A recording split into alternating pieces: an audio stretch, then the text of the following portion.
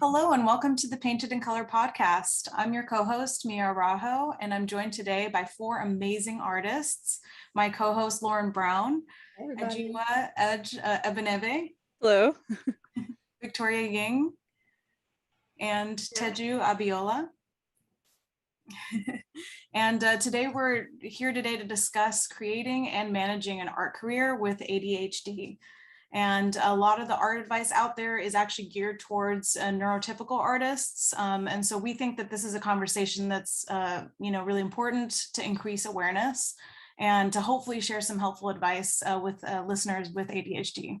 Now, these four amazing artists will be speaking from experience, but none of us here are licensed professionals. So please take that into consideration when you're listening and be sure to consult a medical professional for things like medication and diagnosis and what's right for you. So let's go around and just do a quick intro. Lauren, why don't you start for those who are joining us for this episode? Tell us about your art and yourself, just real quick. Yeah, absolutely. Hi, everybody. I'm Lauren Brown. I'm co-host of the show as well with wonderful Mia. And my art focuses on whimsical illustration, like big nouveau, like fantasy, nature themes. And also what I do in my full time is that I'm an art director at Zynga working on the Words with Friends game.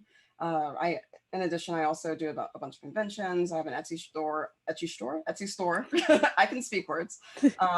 And I do a lot of freelance as well. So I keep very, very busy. But yeah, that's what I do in my full time. So that's my brief intro about me. Awesome, that's perfect. Victoria? Hi, everyone. My name is Victoria Ying. I am an author and illustrator. My background is in animation, where I was a visual development artist on films such as Tangled, Wreck-It Ralph, Big Hero 6, Frozen, and Moana. Currently, I am working on my own self-authored graphic novels. My first series, City of Secrets, is out in stores now from Penguin Random House. That's awesome. Penguin Biking. Okay. Oh, good. Edge, what about you? Hi, I'm Edge. Full name is Ejiwa Ebenebe, but most people call me Edge. And I similarly to Lauren, I'm a hyper whimsical illustrator. I love to create super colorful, bright, fun imagery, and often with a focus on representation of Black experiences and joy. And yeah, I'm a full-time freelance artist at this point in time, and I'm pretty much just working away at varying projects of various states of disclosure. So NDA, I suppose. I think that's it about me. Thank you. How about you, Teju? I am a painter and illustrator full-time. I work as an illustrator on greeting cards and gift product at Hallmark Cards. And then all the other time, I guess, I like to paint portraits mostly, but then it's like, I don't really know what I do, but I guess that's what I do.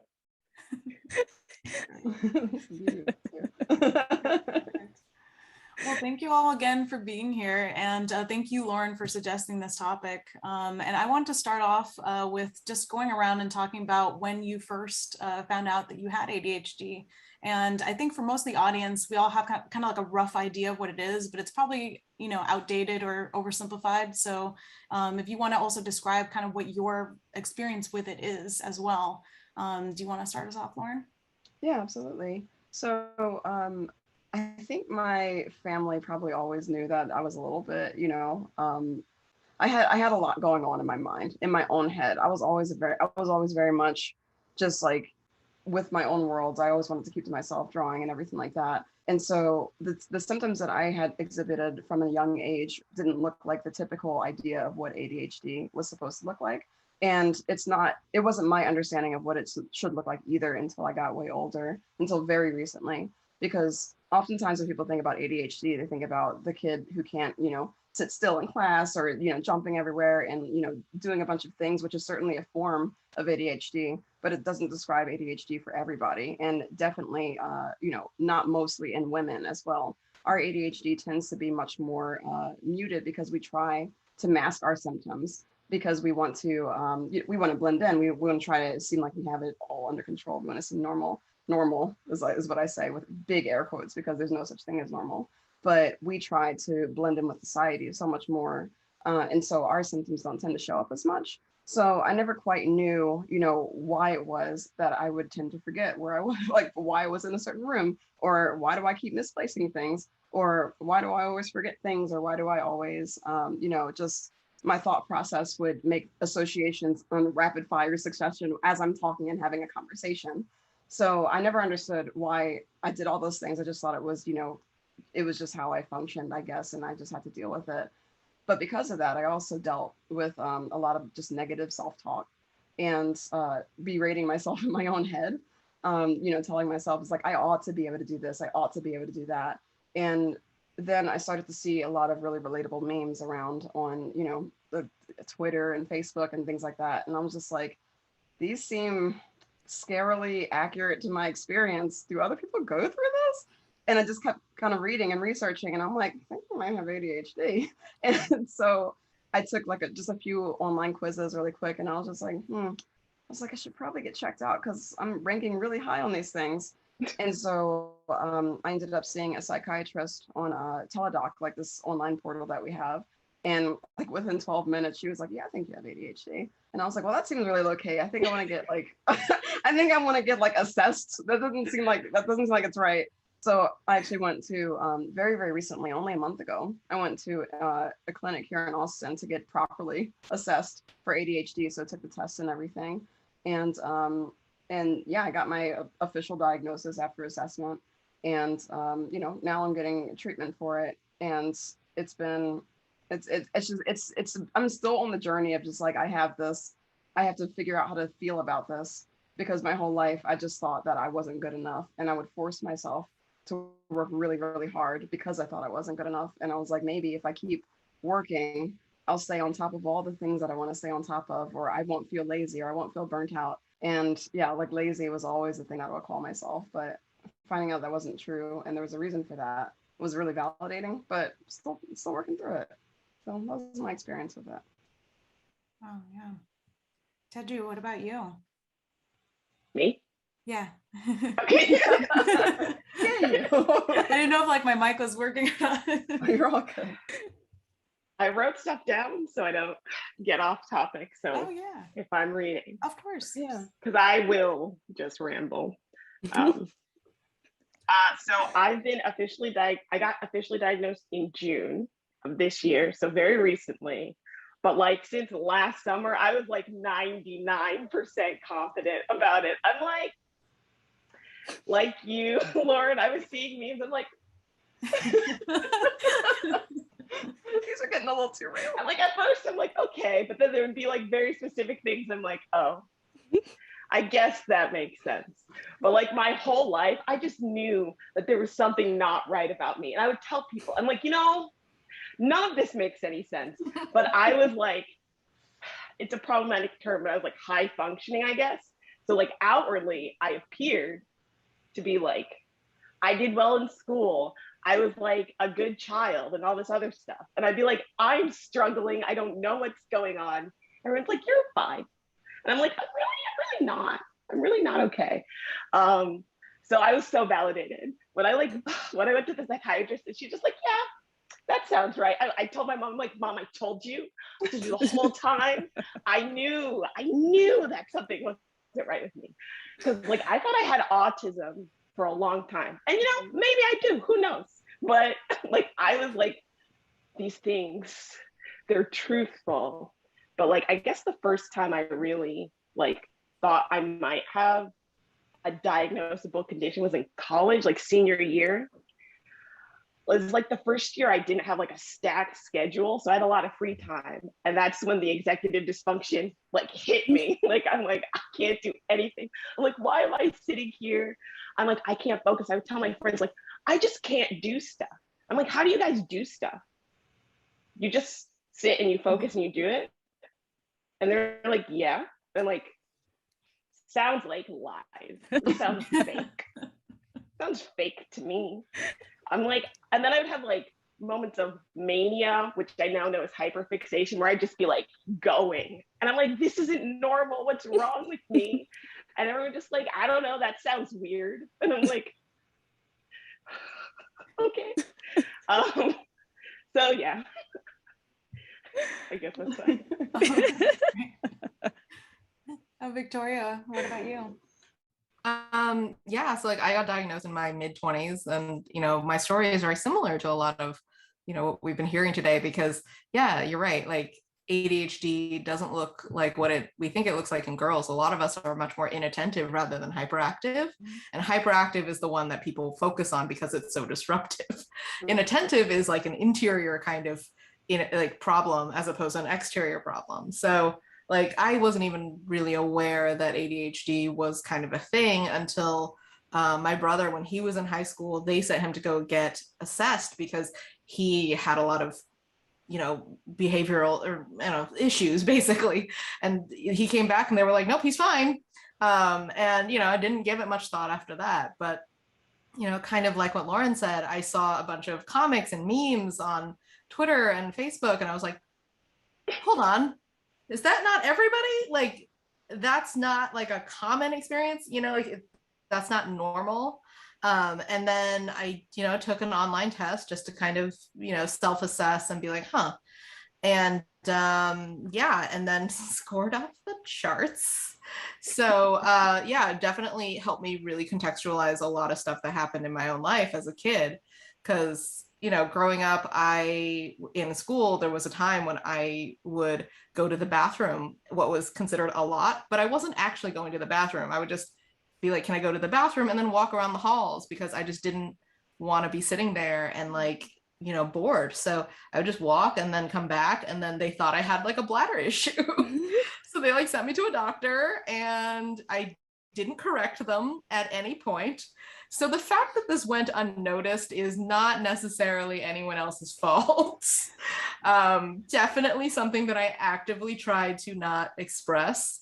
But now that the language is there for it, and like the symptoms are so much more relatable, like it's much easier for us to get diagnosed.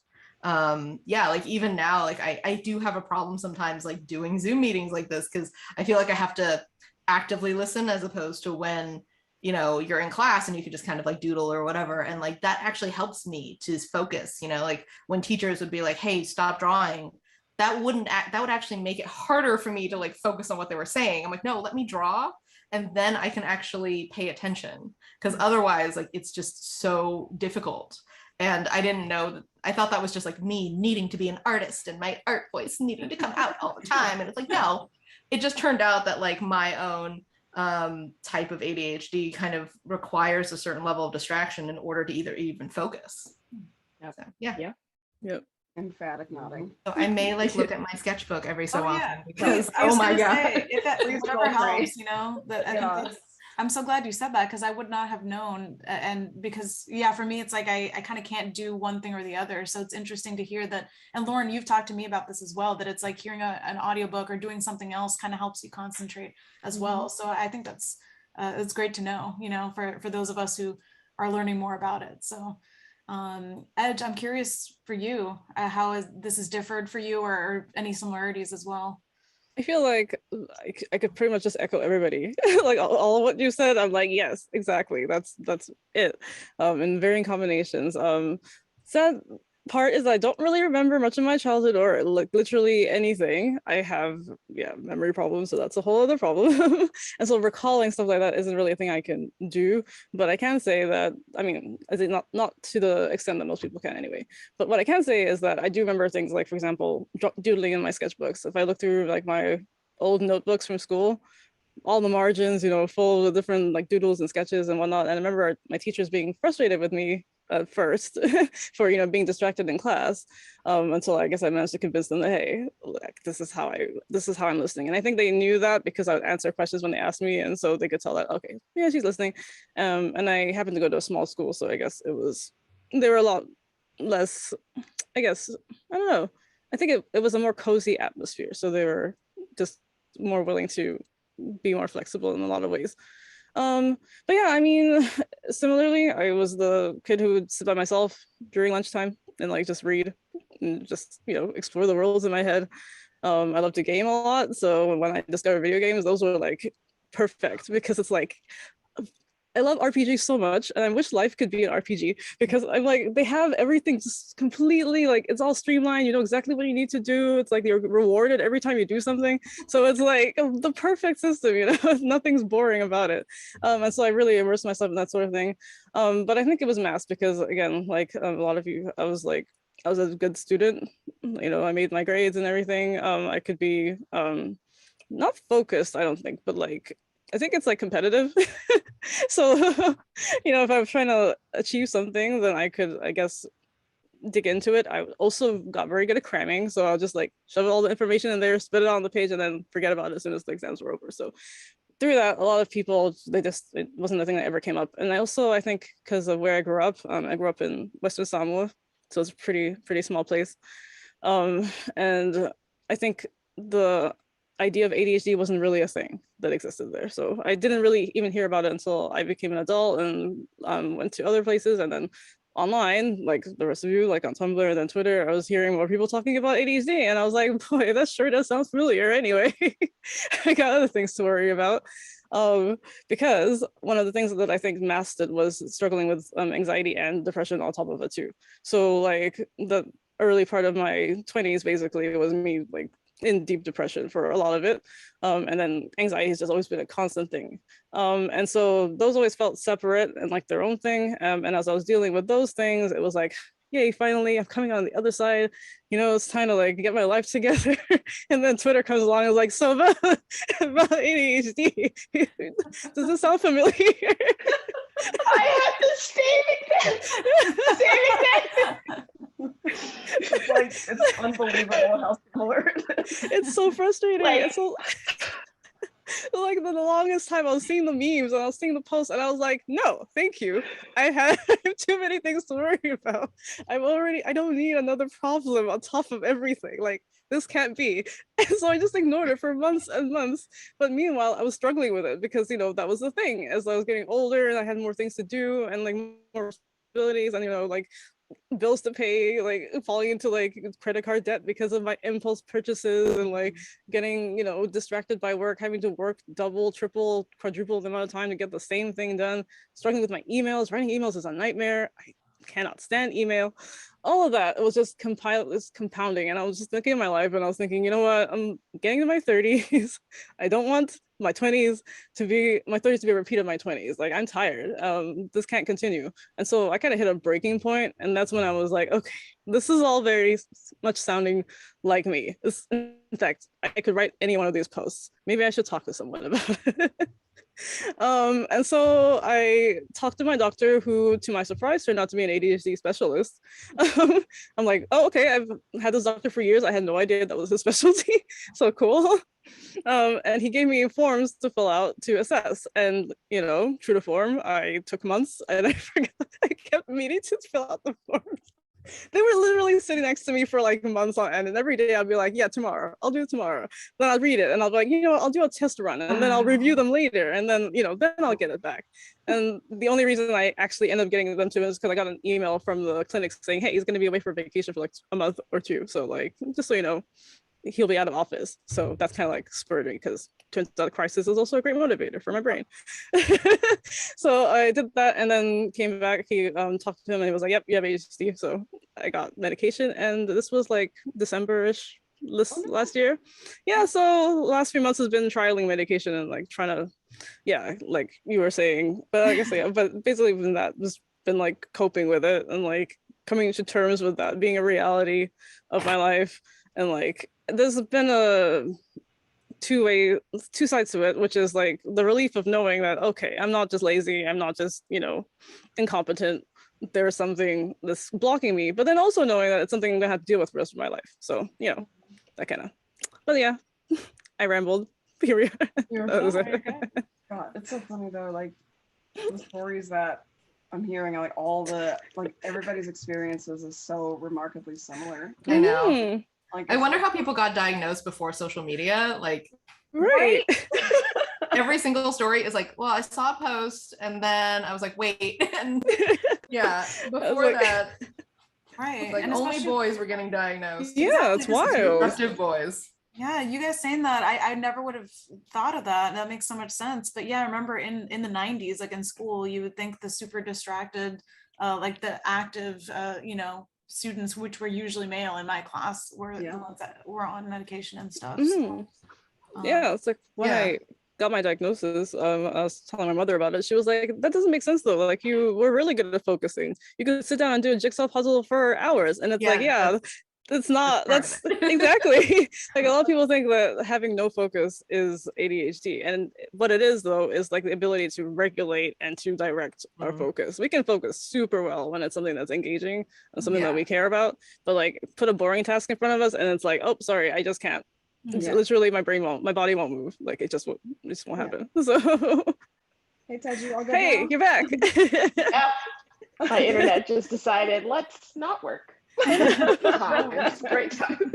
But it is crazy to see just like what we thought of it versus what it actually is and what people still think about it, because so many of the stuff that we go through, especially with ADHD and attentive, is all internal, like Victoria was saying. So it's really, it's impossible to be able to see these things unless you really talk to somebody about their own thought process, because once you realize that the way we have to think is so much more, like different from a neurotypical person, it's like, oh, like you have to go through this every day. And it's like, yeah, we do. We have to struggle every day. It's just like sometimes I will have a basic, easy task that I need to get done that day. And for some reason, it's just been put off for so long, for weeks, for sometimes months, of just like put the paper away or just like put this up in the drawer.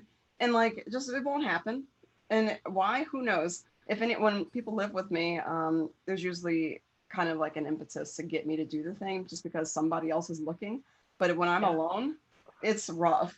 And like when people come over, like my house looks fine because I panic and I clean everything. But if they come upstairs where no one's supposed to be and they see all the papers around, they're like, what's all this? And I'm like, don't look at me. Oh, yeah. Don't me right now. But you don't understand how this works in here, because I hyper focus on work and then nothing else exists at all. And then I see all the things that are around me and I'm like, oh, I don't have the energy to deal with it because all that input has gone towards that one thing. But that's often what it can look like too, is just like hyper focusing on a new task. And yeah, like there's a lot of things that I talked about. I was literally talking with my roommate on Thursday, and I was saying, it's like, oh yeah, like I remember when I got into like, this thing really hardcore for only a few months and then dropped it.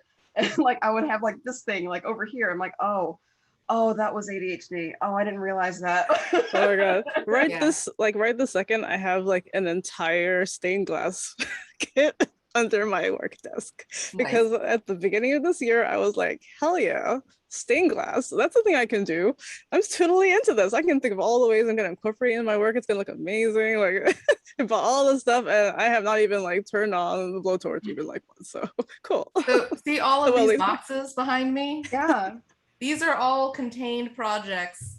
Half of them are unfinished and most of them are just supplies. I feel your pain. So all of that. There's like a box for felting. There's a box for embroidery. There's a box for like heat, just, I don't know, some like journaling thing. And, I decided to like, my ADHD like swings both directions. So like I'll hyper focus on like doing the thing. And then someday my room will be so messy that I'll be like, fuck it, I just gotta like clean it all up. And so this is definitely like one of those moments when I'm like, yeah, no, I can't keep throwing stuff away and rebuying it, because like I would be like, oh my god, I really need needle nose pliers, and I would never be able to find them because I don't know, somewhere. So like finally there's like a system and I can like just shove them all in one place and then be like, okay, well, I have needle nose pliers, I don't have to keep buying them because I have like 4 pairs now because I keep losing them. So yeah. Yes. Everyone's like, oh, I like seeing your art studio. And I'm like, it's kind of an art studio, but it's mostly just, the graveyard of ADHD projects. So, you can browse all the headstones if you like. They're all labeled. That's so cool. So funny too, because I was looking at your background and I'm like, Victoria looks so organized. Yeah. Yes. You put it in a box, it's organized. It's by necessity. I have about 6 X-Acto knives. I have no idea where any of them are. I have all blades and no handles. No idea where they are.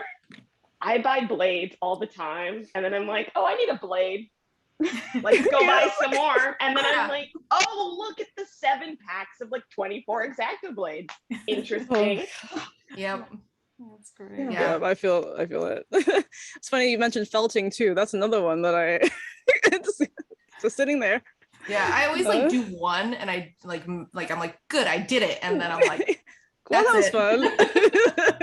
Now, never again, you know.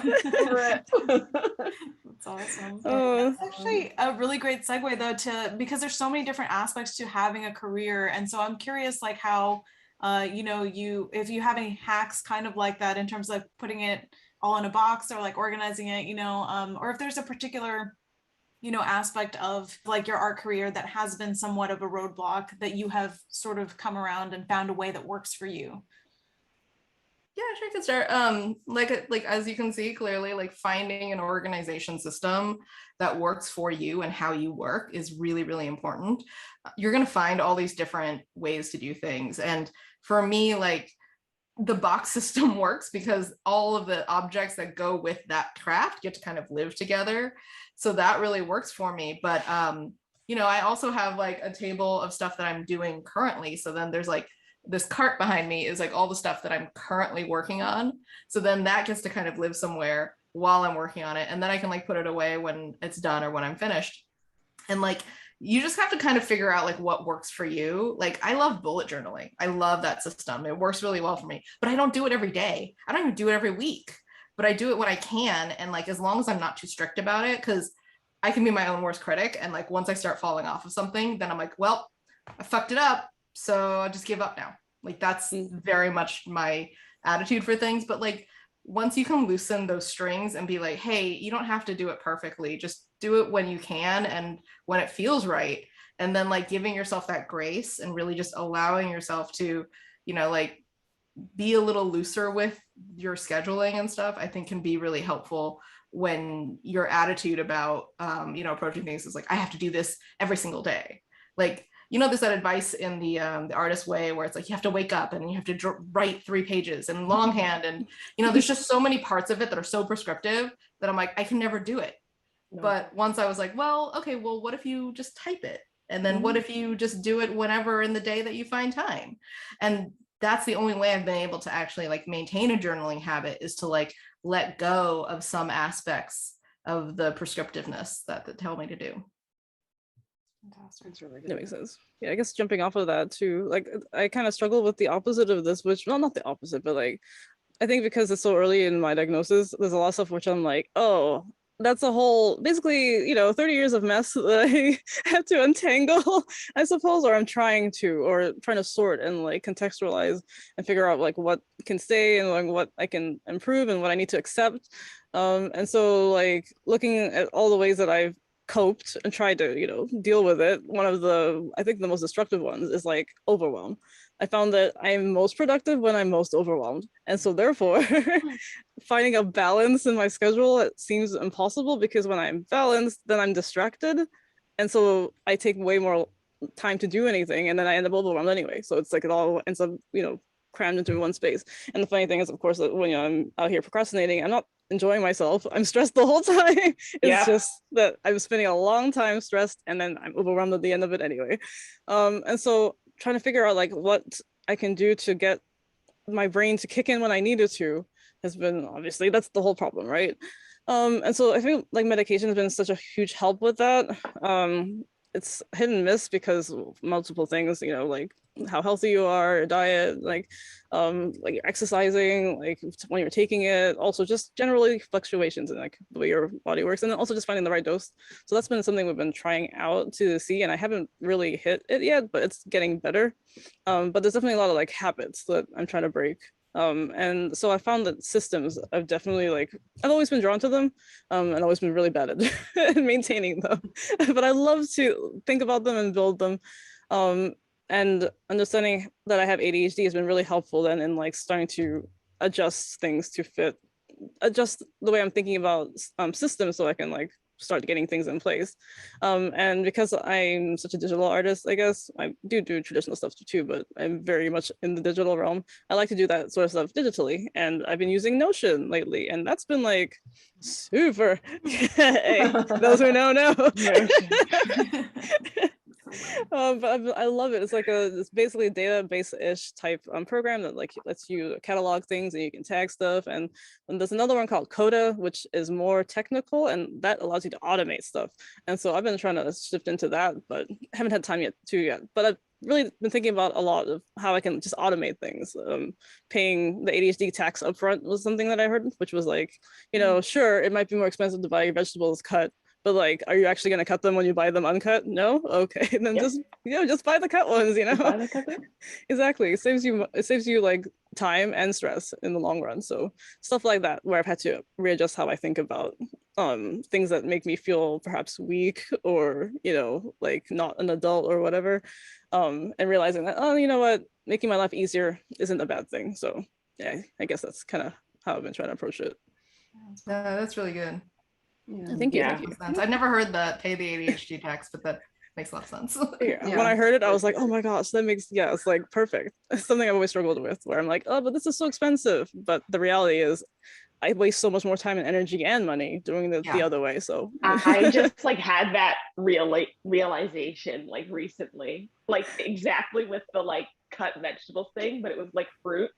Because I was like in the store and I'm like, I want a watermelon, but I'm like, I do not want to buy a watermelon. No. I don't want to buy this watermelon because like with ADHD, like your brain, I always say it's like that scene when Dr. Strange is like with the time stone and he's looking at every single like eventuality at the same time. I'm like, that is my mind constantly. Like people are just like, oh, I'll buy a watermelon, I'll enjoy a watermelon. But I'm in the store like, if I buy this watermelon, then I'll have to cut this watermelon, which means my counter will get dirty, and then I have a knife, and now I have to wash the knife. And then I have to clean my counter. But then if I don't eat the watermelon, what if I don't feel like eating this watermelon today? But then what if it's a bad watermelon? Now my day's ruined. Now what do I do with that? So I'm like, just buy the cut water, save yourself. Yep. Even that conversation is like so exhausting that if you can just get to the like, just buy it. Like just buy the cut one, it's fine. It's gonna cost you $2 extra, but your time is probably worth more than that. Yeah. And the stress, like in the end, it pays off. Like $50 less of anxiety. Yeah. I'm like, do less. Yeah. My hack is like, do less. Mm-hmm. I struggle with this, partly because of like the object permanence thing. All the time at work, I'm always like, I have nothing to do. And then everyone's like, oh, what do you have? And I'm like, oh, I have this project and this project. And then I list 5 projects. I'm like, oh yeah. Oh, I guess I do have stuff to do. So it's like, do less. It's like, get a system and do less. I used to like making to-do lists, and then I'll put like 5 things on there. Unreasonable. This is unreasonable behavior. I'm like, we're getting one thing done. Maybe we'll do more. I feel like for to-do lists, actually what works better for me is habit trackers. So like for me, because I have big projects, so it's page by page with comics, right? So I'm like, okay, well, I do the time math early to be like, okay, well, I have to do at least 2 pages a day. And then I can create a tracker, and then I get to kind of have this fun little dopamine moment of like crossing it out, be like, yes. But then it's not like set on the days. Like if on a Tuesday, I'm like, I don't feel like working. Like I can actually be like, okay, well, I'll just have to make it up. And then with the tracker, like that works it's a little more flexible, so it's like for me, finding that flexibility between like a to-do list versus like a tracker, like that has really helped me. Yeah, it's funny you mentioned that, actually. I was just thinking about that the other day, where like I've been working on an Oracle deck project, which is, so it's like 80 cards in a few months. And so like trying to figure out like how to manage all that. And like, first of all, I'm terrible at like scheduling. When I think about breaking down a task, it just like everything explodes. I can't figure that out. And so, but I realized that having like a database where I'm like tagging everything, and I'm like updating the tag, and I'm like seeing the colors changing, and I can see like, okay, like all of these are green now, all of these are yellow, all of these are red. That's like, it's been really like happy moments. I love spreadsheets. So it's been like, it's like, that was so much fun. My mic. That's so much fun. And like conditional formatting, when I found that out, I was like, oh my God, this is like heaven. And so like doing that has been so helpful because then I can, change the color on things when they update. And yeah, it's been great. Yeah, like a lot of my friends are like, you're the most organized person I know. And I'm like, I'm the most organized person you know because I have to be. Exactly. Like, those are the options. Either it doesn't happen or I'm like really hyper organized. And that's a coping mechanism. I've learned that about myself. I have to do that because if I don't, my life just falls apart. As opposed to like most people who can, I don't know what they do, but it somehow works for them. It makes no sense to me. Like, I don't know what the in-between is. I think it's because they like can hold, like I always hear the analogy that, what is it? Once an example of like people with ADHD have like less slots in our brain to hold stuff. That's why we have like bad short-term memory. And so like we externalize our brains. I'm like, that's why I like Notion. I'm like, I don't have to remember anything. All I have to remember is I got to check this. I don't have to remember it. I'm like, I don't know what it is. I already put it down somewhere. Whereas other people, I guess they just keep stuff in their head all the time. They just remember stuff? What? Instead of like having like an existential crisis every 5 seconds. What an interesting life you must live. I'm like, wow, interesting. It's wild to me that people will apparently just sit down and be like, do this thing today, and then they'll just do it. Like, I know, it's crazy. Like, I just don't. I can't understand. Wish I could relate. The first time I took Adderall, I had trash on my desk for like 2 weeks, and I would look at it every day. Like, you should throw that away. And then the day I looked at it and I got up, and before I knew it, I was at the trash can. I had a breakdown. I'm like, normal people just have this. Do it. They can just do it. Like it was a moment. I'm like, this is unfair. Really? I'm like, what? Honestly, one of the wildest moments for me when I tried, I think it was Vyvanse the first time. Was it Vyvanse? No, it was Focus. It was something else. Anyway, it was one of the medications. The very first day I took ADHD medication, the wildest thing to me was like my brain just went quiet. And I was like, wait, what? I was like, what do you mean? People just are here with like swirling thoughts, just like constantly tumbling over each other in their brains. It was ridiculous. It still blows my mind, to be honest. Can't relate. I mean, I think that it's so funny because like everyone's brain is different, right? It's like, even though we all have ADHD, like our experience of the world is going to be vastly different from each other. So it is just this really interesting thing to know that like that there is something in common between all of us in terms of our like neurodiversity and like what's a challenge for us. And that kind of solidarity, I think, has been hugely helpful too, because I think a lot of people are very hesitant to get diagnosed because they're like, oh my God, what if that means there's something wrong with me? And it's like, no, actually knowing what the problem, knowing what is going on in your brain is going to help you find those coping mechanisms instead of just constantly feeling like a failure. It's like, you're not failing, you're just different, and maybe that's okay. And I think that that's really what the last like 10 years has really done for ADHD. It's kind of helped destigmatize it by having those memes and those comics and stuff out there. Yeah. Because like I don't ask, sorry. Oh no, continue. I don't ask the question anymore. Like, why can't I do this? Like that would happen all the time. I'm like, why can't I be like this person? Why can't I do this thing? I want to do this thing. But I'm like, I know why I can't do this thing, because of this and this and this. So like, how can I, if it's a reasonable like thing to achieve, how can I do that rather than like dwelling on the like, why is everything so hard? I know why everything is so hard. Now I can actually do stuff to make it easier. Yeah, because the loop really there before I knew it was ADHD was that's just feeling like, oh, I'm just incompetent, basically. Like things are so easy or things that should be easy for me just aren't, and I didn't know why. It just seemed like I was just lazy, basically. And so knowing what it is has been really like helpful in me forgiving of myself and being just more nice to myself, I suppose. Because now I know I know that's okay. It's just the thing I'm struggling through. I used to always think that I wasn't capable of doing XYZ, or like, why can't I just get up and do the thing that I need to do? I don't understand this. But then I started to recontextualize it when somebody who had just got diagnosed with ADHD, I think this was about a year ago, maybe 2 years ago, he said that he had gotten diagnosed and he finally got medication for it. And he was like, oh, like it's just like glasses for your brain. Mm, And I was oh, like, Yes. oh, I love that. oh, I get it. Like, it's just, because I used to be very, skittish about medication and being just like, I don't know if I want to do that. I don't want that to change me or anything like that. But what it really is, and what really helped me come to terms with it, it's like, if your body doesn't produce insulin, you need to take insulin. If your body doesn't have enough iron, which mine never does, you need to take iron pills. Mhm. And like, this is your body not being able to produce enough chemicals in your brain for you to be able to find pleasure in tasks to focus on them. And because you cannot find pleasure in those tasks, they are torturous to do. And you find something else that feels good. And normal people, neurotypical people, don't have to feel that. They can feel a normal amount of dopamine and whatever other chemicals they need from a day-to-day task, and they can get it done. Because we don't have that in our brains, we can't focus on it. It's very difficult for us to focus on it. So we have to climb through the sludge of just like, please just let me get through this task. And for a normal, God, I keep saying normal, I'm so sorry. Neurotypical person. They're not normal. It's neurotypical. And I'm still reframing it for myself, so I'm learning too.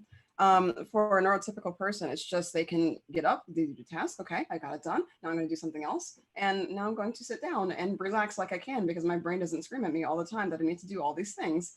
And I think that's what a lot of people don't understand. Is that it's a struggle, but it's just because we have a deficiency in our brain that is not producing enough chemicals, just like anything else. And that's really what it is. Making it more physical for me has really helped me come to terms with it better for myself, and knowing that medication is not a terrible solution for it. There's definitely behavioral changes you can do to cope with it. If if anybody who's listening does not want to take medication, it is not the end all be all for sure, but it's one solution. And as you can hear, it works for a lot of people. So it's something that, it's also getting slowly destigmatized as well, which is nice to see. Yeah. So, Yeah. sorry. Oh, no, you go. Okay. So just quickly off of that topic, actually, I was medicated for a long time. Like I, got diagnosed in my mid-20s, and Adderall changed my life, because I was able to really be like, oh, okay, this is number one, what normal people feel. Amazing. But I actually recently had to come off of it because I had some other health issues, that my blood pressure was high. And unfortunately, a lot of these stimulants will raise your blood pressure. So in order for me to come back down, I had to come off of them. And, there are other ways to deal with the symptoms and how you feel. You have to work with the doctors. Like, this is one of those moments when it's like, we are not medical professionals. Please seek actual medical attention from a person. Yep. So medication may be good for you, but also if that's something that you, for whatever reason, can't have, then yeah, there's other solutions too. Like, I'm working with an ADHD coach right now, and that has been really helpful for me, just to kind of help me get through those tasks that have been difficult in the past. But yeah, I also think that medication is hugely helpful, and if you can do it and want to, engage in that part of the medical, whatever, then it's great. And I would prefer to continue to be on the medication, but there are reasons why I can't. And so there are other ways that you can learn how to cope and be okay with what's going on. Absolutely. Yeah. Another thing I found was that, oh, sorry. No, you talk. Sorry, I was gonna say that another thing that it could be really helpful for is a runway, basically. So getting you started. So one of the things I really found was that wall. Everything is overwhelming. Nothing makes sense. You're struggling to deal with the thing that you've been struggling with all this time, but also coming to terms with the fact that this is a thing that you're dealing with. And then also you're dealing with buildup of well, at least I was dealing with buildup of coping mechanisms that weren't working, but that were ingrained. And so I found that starting medication was helpful in getting a start, a push start to start forming habits that I needed to, or changing habits that I needed to, in order to build better systems. Otherwise, there's no way I could have shifted any of that, at least not at this point in time. So yeah. 100%.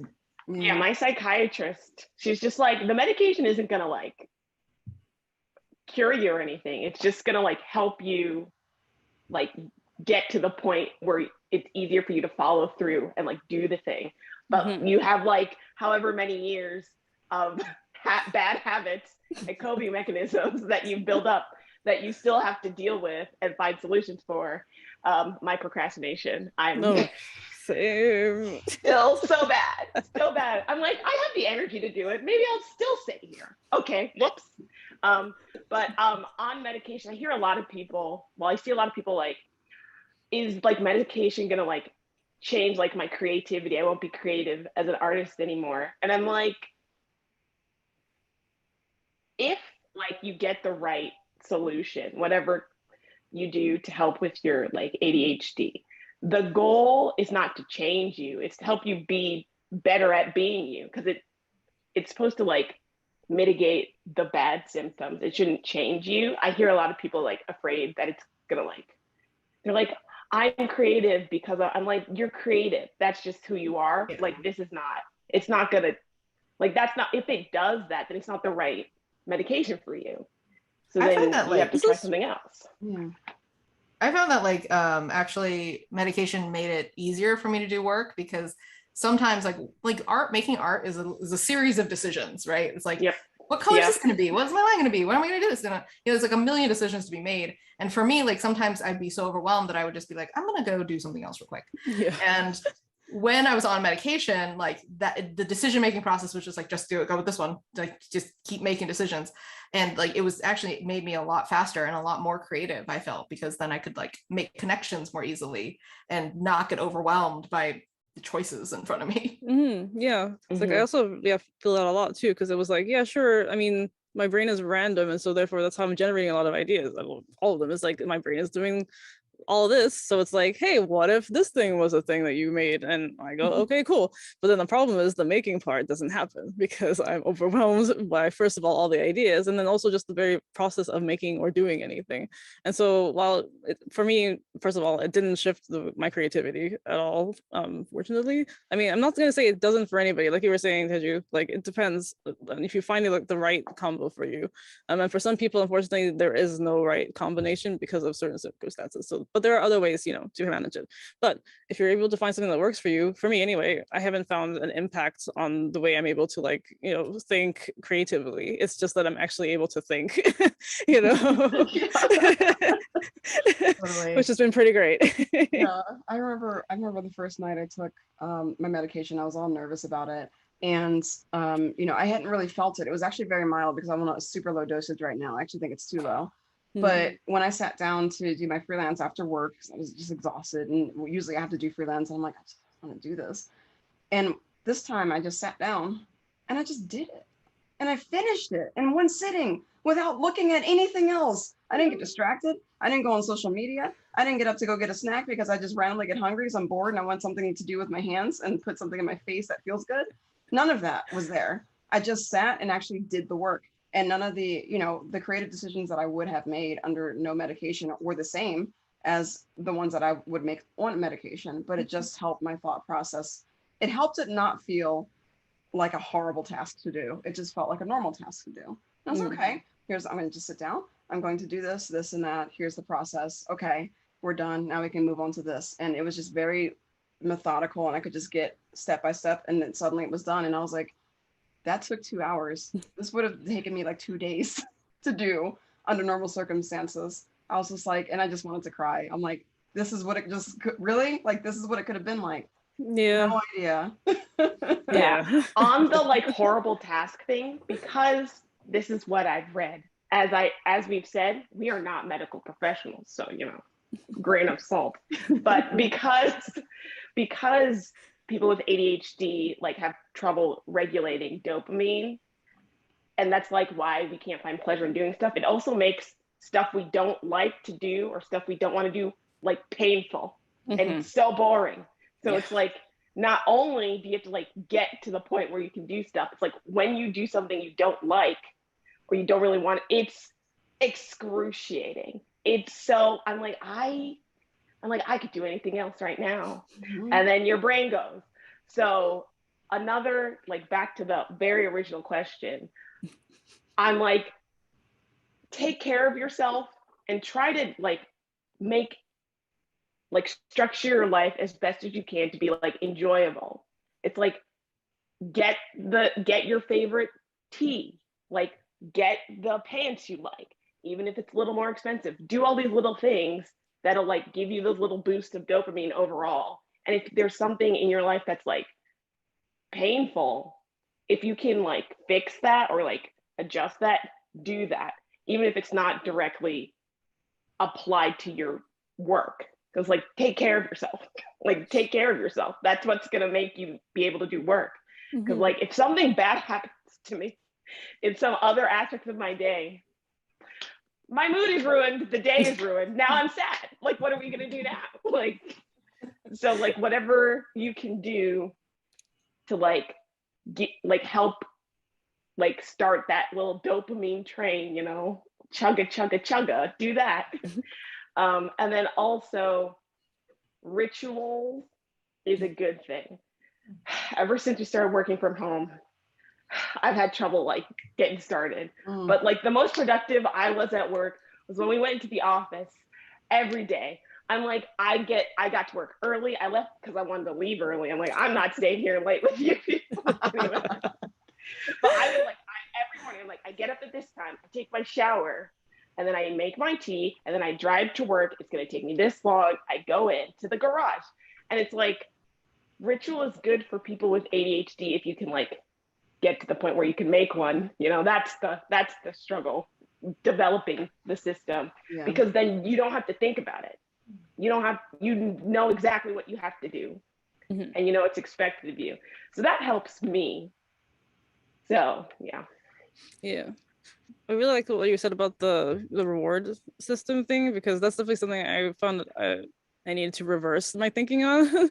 Because what I would do is I'd punish myself instead. I'd be like, okay, you gotta get all this hard work done, and then you can like reward yourself with like doing the work you want to do, or like, you know, like enjoying the drink you want to have, or like the treat you want to have. But then because it was so hard to do anything, none of it ever got done, and so everything was just pain. It was basically like no break from like the stress, because I had to get through the stress to be, you know, valid enough to enjoy myself or to be happy. And so it was just like this loop of just despair. And so I kind of realized at some point that this isn't working. I'm kind of doing it in reverse, and actually what I need to do is like I need to be happy so that, you know, then I'm already like lagging behind in terms of like, having those like boosts and those like reward, I guess, I don't know what they call them, but you know, the reward center is firing. And so I gotta help it along. And so that's been super helpful. And also what you're saying about routines, it's like routines are so boring when I think about them. It's like, I don't want to be scheduled, but I have to be, because otherwise nothing will get done. But I also find that once it becomes a habit, I don't think about it, and I'm like, oh, okay, I'm getting stuff done, and then it starts to feel nice. So it's like, it's getting there. That's the problem. The story of ADHD. I mean, like, hilariously for me, like I am the opposite. Like, routine does not work for me at all. Anytime I'm like, I have to do these things every single day, I totally fall off of it and get really discouraged, and then I just can't do it. So like, I've kind of had kind of a more like a relationship with my own body, that I'm like, oh, actually, I feel like I want to work out, and then I do, and then like I'm not as like strict about that stuff, because I just get so like overwhelmed by my own failure to meet those routines, and I feel like really constricted by them. Like control and restriction for me are very, very like integral part of my ADHD, because I think that like those things, that rigidity has been a large part of my upbringing. So like that kind of thing has actually made it very difficult for me to like create those routines, because that is like a very common thing to be like, oh, this is like how you overcome it, and it works for a lot of people. But you know, for me personally, it's been really challenging. And it wasn't until I was like, hey, maybe you don't need a routine, maybe that's okay, and maybe your day is kind of unstructured, and you know, you get your stuff done when you get it done. And that's actually like, I think that the stress, because I also have anxiety, you know, like spoiler alert, a lot of us do. They're like comorbid. So often most people have like both, right? So like my own anxiety had made that part of it very difficult. So you know, I think that like it can work for different people in a lot of different ways. So I think a rigidity and like the routine really works really well for a lot of people. But I also think that like sometimes letting go can be really helpful too, if you have that same kind of, you know, high level of achievement kind of mentality that can be really, really punishing. Yeah, hearing you say that, actually, I also realized that the way I'm defining routine is probably not the way most people would, because for me, it's like compared to what I do or my tendency, which is let me just sit here and think about working, but like not. That's like routine. What I'm doing is routine. But I mean, hearing you say that, that's kind of what I've been in the process of realizing, is that it needs to be more flexible than. So like I can't schedule out my day like block. It doesn't work at all. If I try to do that, then I fall into that feeling of like, oh no, it's taking me, first of all, I'm terrible at estimating how much a task will take. It doesn't matter if I've done it before and I'm like, this time, yes, I'm like, this time I will estimate correctly, and I never do. And it's like I time track still, like it's just not. I'm like, and so trying to I'm like, it could be 2 hours or 2 days. Who knows? We don't know. Trying to like block out time is just like, as soon as I lock it to time, the slide happens immediately. Like I'll start the first task, overshoot everything, the rest of my day falls apart. Like I just can't do it. But I've still been trying for a while to like force myself to be like, okay, I'm gonna do emails in the morning, and then I'm gonna do, but I realized at some point that it doesn't actually really work that way either, because even though it feels logically that I should do my emails to get them out of the way, well, when I do that, first of all, it's one of the most stressful things for me. I just don't like it. It's really, it's just, I don't know what it is about it. Just writing emails has just always been so stressful. And so it'll be at the start of my day. I put it off. I block off everything else that I'm trying to do because I'm thinking about the emails I need to do. I lose time. I get to the midday. Now it feels like half my day is gone and I'm feeling bad. And so I realized that trying to flip things around, actually, when I'm finding that block, like just let it go. If it's not happening, it's not happening. Just try and do something else. Do something that you feel like doing. Actually, it tends to help more than trying to stick rigidly to my hopeful schedule. Yeah, it's important to know yourself and know where your stumbling blocks often can be, so you can work with them, not like try to ignore them. Because like what I realize is that I just can't keep certain tasks in my brain. Like if I have too many things to to schedule out, I have to go here at this time, or I have to do this at this time. I'm not going to remember that when the time comes, because I'm not looking at the clock all the time, and I don't have like a personal clock in my head. So what I've had to like do to work with it is to just, as soon as the thing comes up, I speak it into my phone, set an alarm to do thing at this time. And when the thing happens, I always do it 15 minutes before.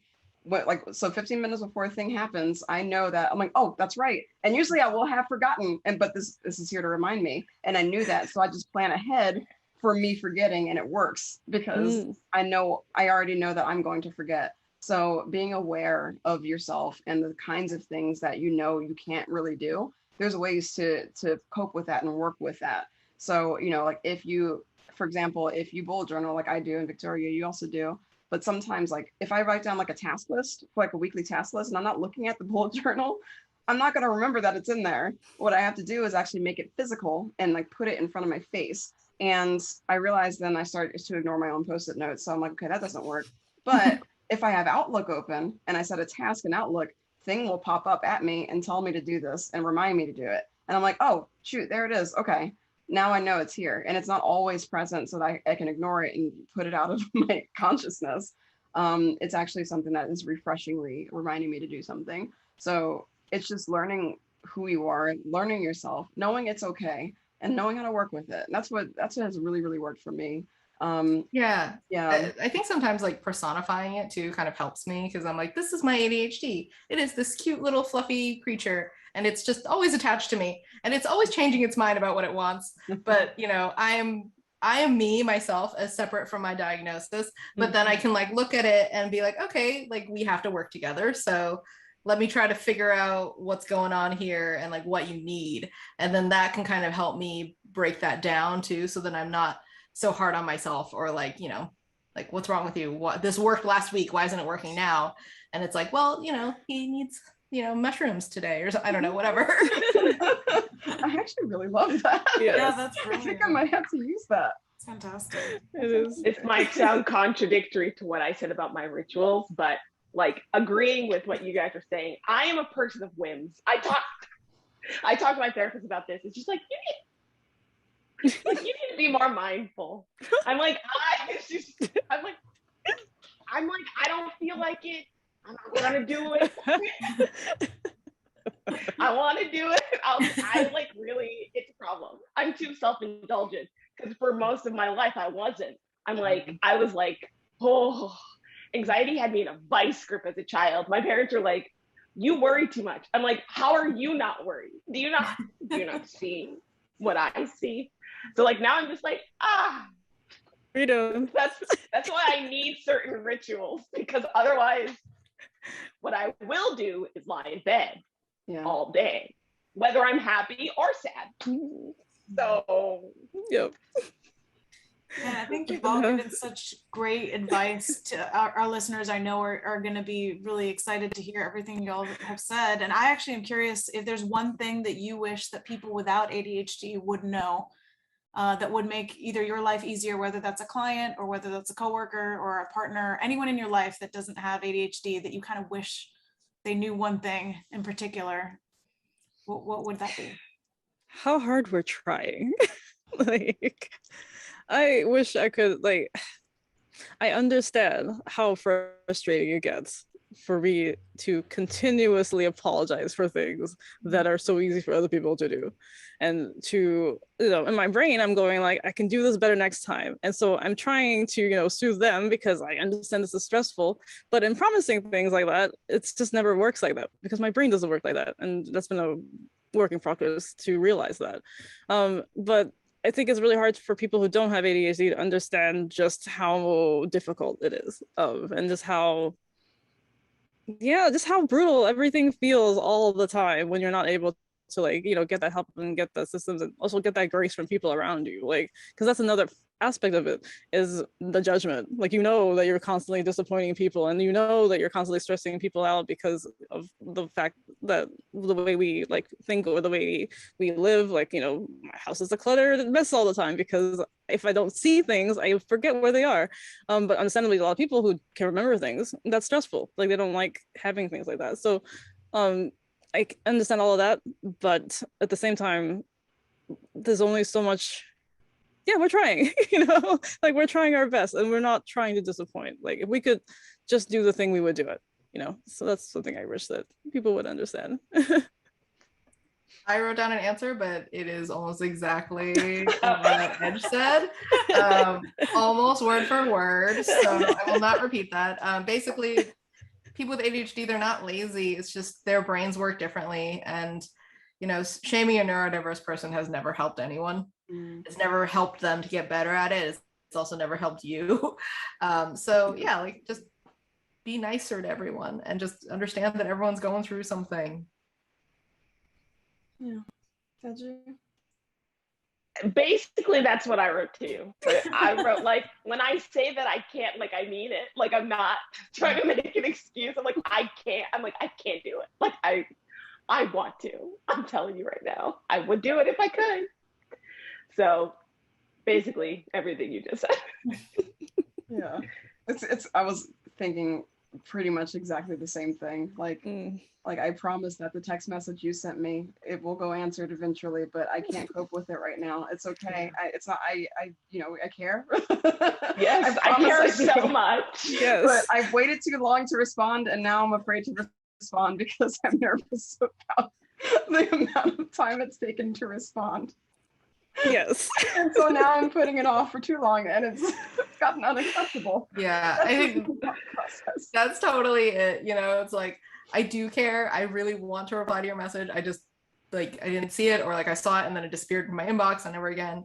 And also even in person, I kind of had to doodle while we were doing this because, actively listening is very challenging for me. So sometimes when I'm in person at events, sometimes people think I'm bored of talking to them, but I'm not. I'm just my brain is just not able to focus on one thing for that long, and it's not your fault. It's totally my fault.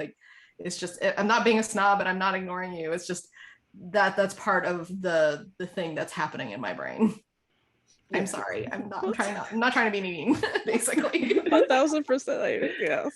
Something that I do that really annoys people is I can't sit and just watch a movie unless it's super visually fantastic. I can't. I literally cannot. If I do that, I'll fall asleep. Or I just don't know. It's literally, it's nothing to do with the film itself. It's just focusing is the problem.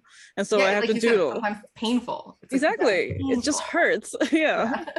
And we can't stop it. So yeah, it's not about non-neuro divergent people. It's just that's the problem. That's the struggle, you know. And again, the system is created for neurotypical people to succeed, and the metrics by which success and productivity are measured are strongly in their favor. And so it's I think that's something that people should consider as well, that it's like it's more nuanced than that. And even to what you were saying, Lauren, about not getting replies, there's so much pressure to, like, when Instagram shows when someone's seen your message, so you expect them to answer right away. And that's, again, an expectation that's just unfair because it doesn't apply to everyone equally. And so I'm so glad you all were willing to be honest with your experiences and to share with our audience. And I actually wanted to leave it with a question that might be kind of, I don't know, you tell me, but is there a positive aspect to your ADHD that maybe helps your creativity or anything like that, or that you feel like enhances it in any way? I would be curious to hear from you. I see a lot of connections in things, and I remember like the most useless, but then I'm like, and I'm also good at researching stuff because it's just like, whoop, like into the rabbit hole. I'm like, I will become an expert in 24 hours. I'll call you back later. I will know. That's awesome. So that's what it is. Yep. Same. Also, like we were talking earlier about like abandoned projects and all that, and like, hobbies that we've come across and immediately forgotten we were interested in. But something that I found is that a lot of the times that stuff comes up again later. And also in doing and exploring so many different things, a lot of like new ideas, things that I don't see like other people combining or like thinking about come to mind. And because my mind is always connecting things randomly, that's how a lot of like the imagery that I come up with is generated. So for me, like, I feel like if not for the need to perform at a specific level, I wouldn't be bothered by a lot of this. Yeah, it helps my creativity. I think for me, it's made me very interested in a lot of things, which I think makes me as a person, I think that I'm much more rich because of it. Like, I've done a lot of things and I've read a lot of things, and I have so many diverse interests that being able to hyper focus on them briefly is still like useful in the long term, because now I have that as a piece of me that I can carry around. Yeah, for me, it's a lot. I echo a lot of what all y'all have said as well. On top of that, in actual crises, my brain is like clear mind, clear ocean. I can focus. I can do everything I need to do because our brains are on crisis mode all the time. So when something is actually happening, it's like, oh, okay, I know what this is like. Everybody's panicking, and I'm just like, okay, let's assess these things. So in my position as an art director, like when, people are freaking out about things, I'm just like, here's some solutions that we can actually pursue. And I think that's because that, like, I have to think about these things all the time. I need a plan A, B, and C just to make sure that things will work, because I'm always thinking that things won't work because I've seen so many things not work before. And people don't think like that usually. It's true. And so it actually makes for a pretty good manager, despite everything it should be, because I'm actually able to do that. So so it's been really helpful. And I think another thing too is the fact that because I have been compensating by signing myself up for so much work, it's actually gotten me opportunities that I would not have imagined. Like, I didn't think I was going to be an art director, and being able to signing myself up for things and saying yes to stuff earlier in life. I can't really do that anymore. But earlier in life, as a method to keep myself occupied with things so that I wouldn't sit idle and do nothing, because I was prone to doing nothing. Yeah, that allowed me to get where I was. So, really I have my ADHD to thank, even though now I'm cursing it because I'm burnt out. So I need to rest and restart, and it's okay. We're going to get through it. We got this. It's okay. Well, you all are amazing. And I, again, can't thank you enough for sharing. It was such a joy to listen to, and I'm sure our listeners are going to feel the same way. And our listeners with the ADHD are going to feel very heard as well. So, and that's super important. So thank you all for listening. If you enjoyed this episode, please like and subscribe. And if you feel so inclined to leave a comment and share your experience actually as an artist with ADHD, we would love to hear from you. And we actually you don't know who might be helped by hearing your story. So thank you all so much again, and we'll see you next time. Be kind to yourselves, y'all.